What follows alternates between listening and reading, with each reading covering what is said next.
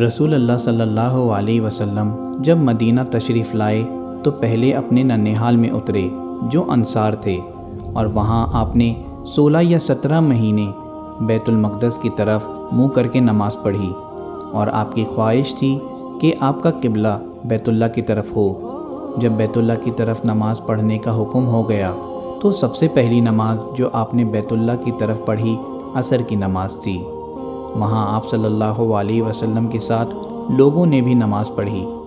پھر آپ کے ساتھ نماز پڑھنے والوں میں سے ایک آدمی نکلا اور اس کا مسجد بنی حارثہ کی طرف گزر ہوا تو وہ لوگ رکوع میں تھے۔ وہ بولا کہ میں اللہ کی گواہی دیتا ہوں کہ میں نے رسول اللہ صلی اللہ علیہ وسلم کے ساتھ مکہ کی طرف منہ کر کے نماز پڑھی ہے۔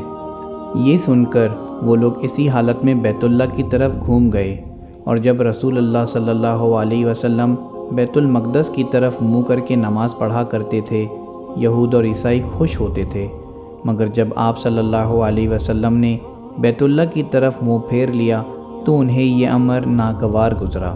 زہیر ایک راوی کہتے ہیں کہ ہم سے ابو اسحاق نے برا سے یہ حدیث بھی نقل کی ہے کہ قبلہ کی تبدیلی سے کچھ پہلے مسلمان انتقال کر چکے تھے، تو ہمیں یہ معلوم نہ ہو سکا کہ ان کی نماز کے بارے میں کیا کہیں۔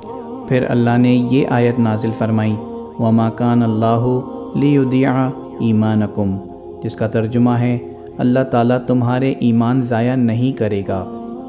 سورہ بقرہ آیت نمبر 143، حدیث نمبر 40، صحیح بخاری۔